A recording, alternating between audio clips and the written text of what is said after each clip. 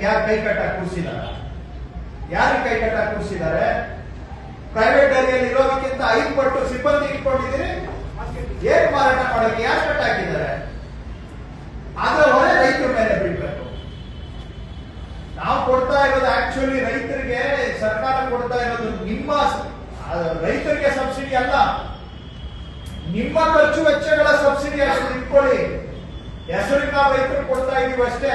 V are subsidising the overheads of your boards. ನಾವೇನಾದ್ರೂ buyback ಮಾಡಲಿಲ್ಲ ಅಂದ್ರೆ milk powder ಎಷ್ಟು ದಿನ ನೀವು ಸರ್ವೈವ್ ಆಗ್ತೀರಿ?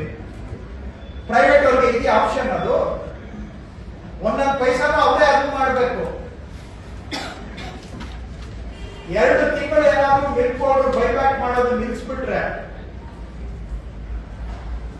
ನಿಮ್ದು ಕೆಲಸ ಮಾಡುತ್ತೆ. ಇಷ್ಟೆಲ್ಲ ಸಪೋರ್ಟ್ ಇಟ್ಕೊಂಡು ಕೂಡ ಮಾರ್ಕೆಟ್ ಎಕ್ಸ್ಪಾನ್ಷನ್ ಮಾಡೋದಿಲ್ಲ. ಸೇಲ್ ಆಗಿದೆ ಹಂಗೆ ಉಳಿಯುತ್ತೆ.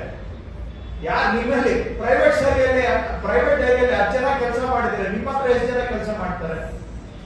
ಕೈಗೊಬ್ರು, ಕಾಲ್ಗೊಬ್ರು, ಟೇಬಲ್ಗೊಬ್ರು,